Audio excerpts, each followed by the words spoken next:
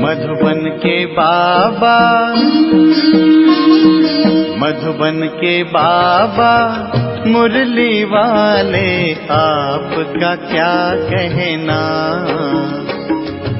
आपका क्या कहना। ओम शांति। आज 22 सितंबर 2022 के साकार मधुर महावाक्य हैं। आज मीठे मीठे बाप दादा बोले, मीठे बच्चे, जितना समय मिले सच्ची कमाई करो। चलते फिरते कर्म करते बाप की याद में रहना ही सच्ची कमाई का आधार है, इसमें कोई तकलीफ नहीं। बाबा ने आज प्रश्न पूछा कि जिन बच्चों में ज्ञान की पराकाष्ठा होगी उनकी निशानी सुनाओ। पराकाष्ठा तो ज्ञान की हाईएस्ट जो स्टेट होगी तो उसकी निशानी क्या होगी? और उत्तर में बाबा कहते हैं, जिनमें ज्ञान की पराकाष्ठा होगी उनकी सब कर्म इंद्रियां शीतल हो जाएंगी, चंचलता समाप्त हो जाएगी, अवस्था एक रस हो जाएगी और मैनर्स सुधरते जाएंगे। और बाबा ने एक और प्रश्न पूछा कि शिव बाबा की याद बुद्धि में यथार्थ नहीं है तो रिजल्ट क्या होगी? और बाबा कहते हैं कि कोई ना कोई विकर्म जरूर होगा। बुद्धि इतना भी काम नहीं करेगी कि हमारे द्वारा कोई विकर्म हो रहा है। बाप का फरमान न मानने के कारण धोखा खाते रहेंगे। बुद्धि को यही रियलाइज नहीं होगा कि हम गलत कर रहे हैं, तो बाबा कहते धोखा खाते रहेंगे। मुरली का गीत है, आखिर वह दिन आया आज। ओम शांति। बच्चों को खातरी हो गई है कि बेहद का बाप आया हुआ है। श्री कृष्ण को बेहद का बाप नहीं कहेंगे। यह गीत तो यहाँ के नाटक वालों ने बनाए हुए हैं। महाराजा धीराज श्री कृष्ण के लिए कहते हैं। बाप कहते हैं, मैं तो नहीं बनता हूँ, तुम बच्चों को बनाता हूँ। तो इन गीतों से भी कुछ न कुछ अच्छा अर्थ निकलता है। बेहद का बाप गरीब निवाज जरूर है। जिस भारत को साहूकार बनाते हैं वह भारत अब गरीब बन गया है। भारत में ही उनका जन्म होता है और कहीं उनका जन्म गाया हुआ नहीं है। भले पूजा करते हैं, कोई भी नेशन में यह चित्र है, परंतु जन्म तो यहाँ होता है ना।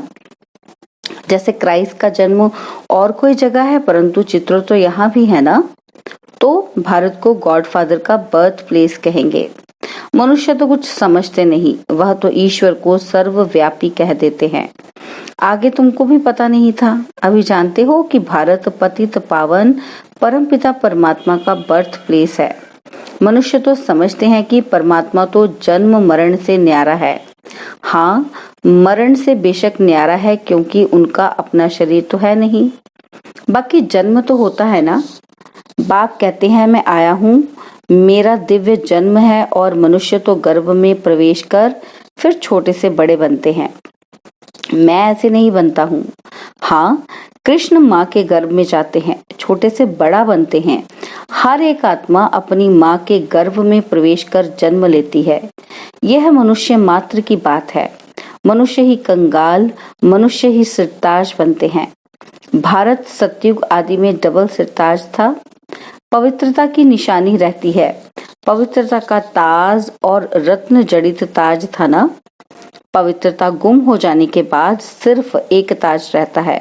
विश्व का मालिक थे, फिर पुनर्जन्म लेते लेते एक ताज गुम हो गया, फिर सिंगल ताज वाले बने। यह ज्ञान की बातें हैं। पूज्य से पुजारी बनने के कारण एक ताज गुम हो जाता है। राजाएं पतित होते आए हैं और जो पावन राजाएं सूर्यवंशी चंद्रवंशी पास्ट होकर गए हैं, उनके चित्रों की पूजा करते आए हैं। जो पवित्र पूज्य थे वही फिर पुजारी बने हैं।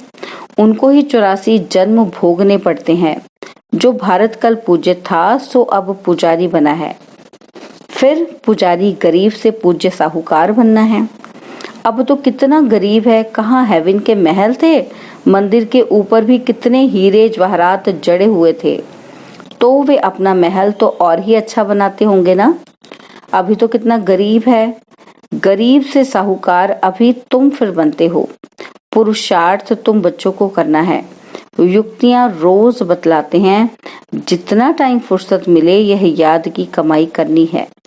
ऐसे बहुत काम होते हैं जिनमें बुद्धि नहीं लगानी होती है। कोई कोई में बुद्धि लगानी पड़ती है।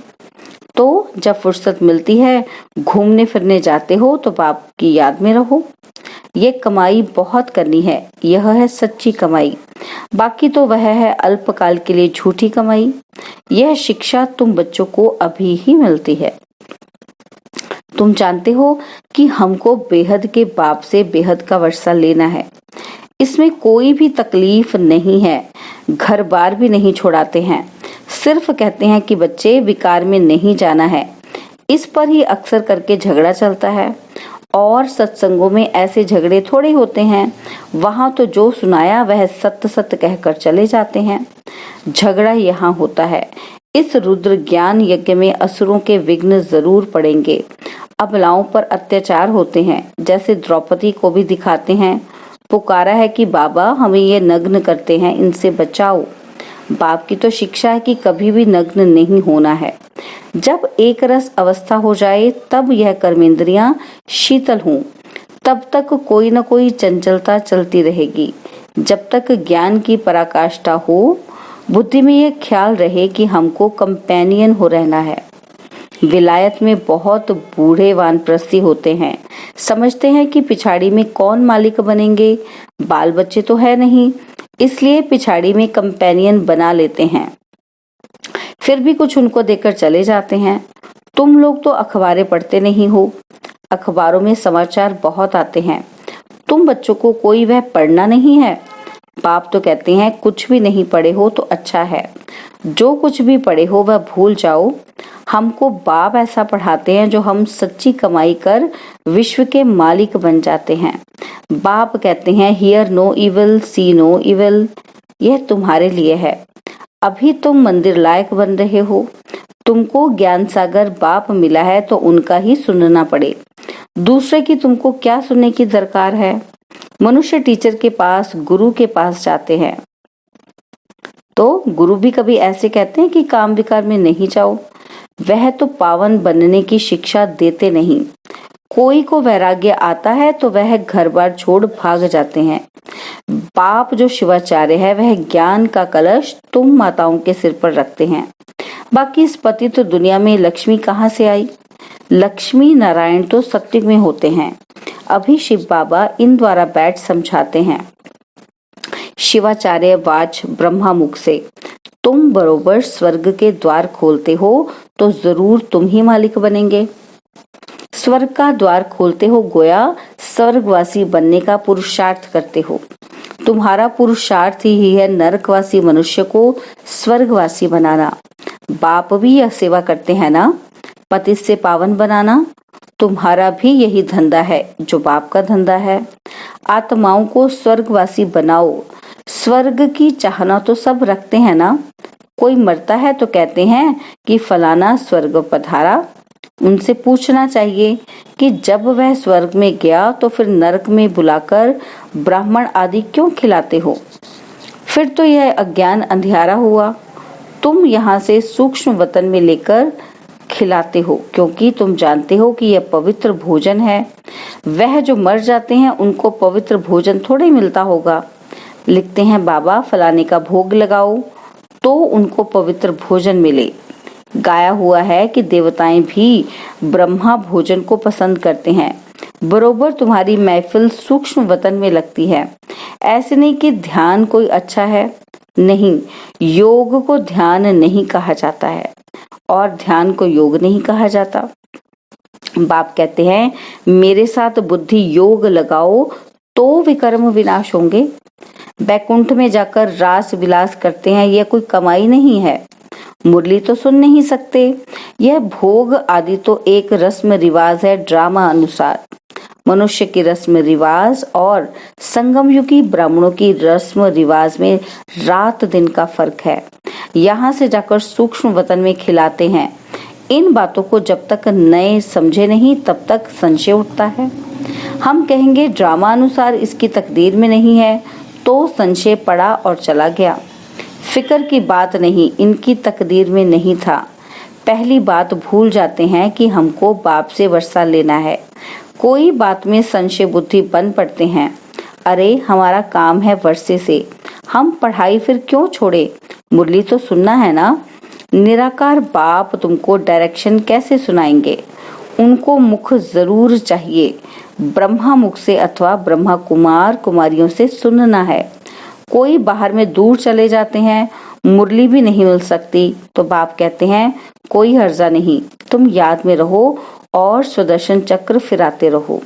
यह बाप की श्रीमत मिली हुई है, कहाँ भी हो तुम लड़ाई के मैदान में हो। बाप मिलिट्री वालों को भी समझाते हैं कि तुमको ये सर्विस तो करनी है, यह तो तुम्हारा धंधा है, शहर की संभाल करना है, तुम पगार खाते हो, एग्रीमेंट की हुई है तो संभाल भी करनी है। बुद्धि में लक्ष्य तो बैठा हुआ है ना। बेहद का बाप स्वर्ग का रचयिता है। वह कहते हैं कि बच्चे तुम मेरी याद में रहो तो विकर्म विनाश होंगे। शिव बाबा की याद में रहकर खाओ तो कोई ऐसी चीज होगी वह पवित्र हो जाएगी। जितना हो सके परहेज भी रखनी है। लाचारी की हालत में बाबा को याद करके खाओ, इसमें ही मेहनत है। ज्ञान को युद्ध नहीं कहा जाता, याद में ही युद्ध होती है। याद से ही विकर्म विनाश होंगे। माया का थप्पड़ नहीं लगेगा, देह अभिमानी नहीं बनेंगे। तुम अपने को आत्मा समझो, तुम शरीर को याद करते रहते हो, आत्मा को भूल गए हो। इसलिए पूछा जाता है कि आत्मा का बाप कौन है, उनको जानते हो? उनका नाम रूप देश काल लिखो। उनमें भी वैरायटी लिखते हैं। कोई लिखते आत्मा का बाप हनुमान है, कोई क्या लिखते कितना अज्ञान है। तो फिर समझाया जाता है कि आत्मा तो है निराकार, तुम्हारा गुरु तो साकार है। निराकार का बाप साकार कैसे होगा?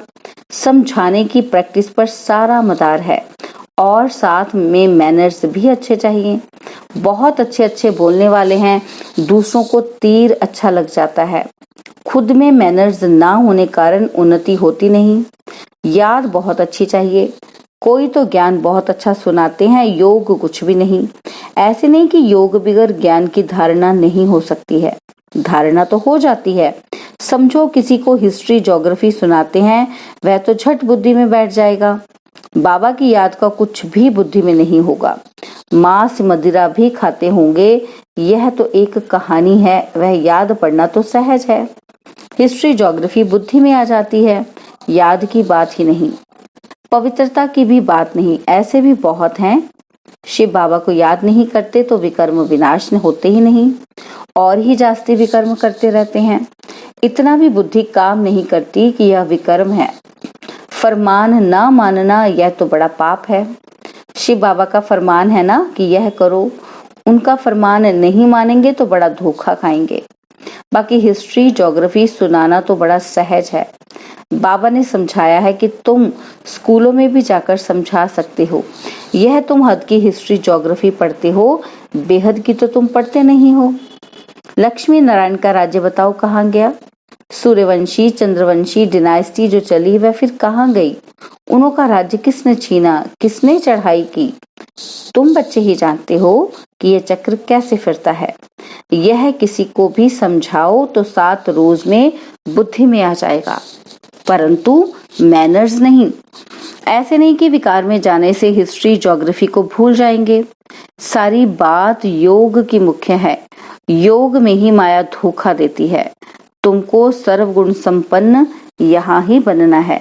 कोई प्रतिज्ञा करके फिर ठहर नहीं सकते हैं। माया बड़ी प्रबल है ना। बाप को पूरा याद नहीं करते हैं तो विकर्म विनाश नहीं होते हैं और ही डबल विकर्म करते रहते हैं। उनको पता भी नहीं पड़ता और कहने से भी समझ नहीं सकते। तुम बच्चे जानते हो कि बाप गरीब निवाज रहम दिल है। हम बच्चों को खास और सबको आम समझाते रहते हैं। इन पर्टिकुलर हम सुख धाम में जाते हैं और इन जनरल मुक्ति धाम में जाते हैं। सत्य में बरोबर इन लक्ष्मी नारायण का ही राज्य था। फिर चंद्रवंशी, उसके बाद इस्लामी, बौद्धि आदि आए हैं तो वह आदि सनातन धर्म गुम हो गया है। बड़ का झाड़ कलकत्ते में जाकर देखो, फाउंडेशन है ही नहीं, सारा झाड़ खड़ा है। यह भी ऐसे है, अब फिर से स्थापना हो रही है।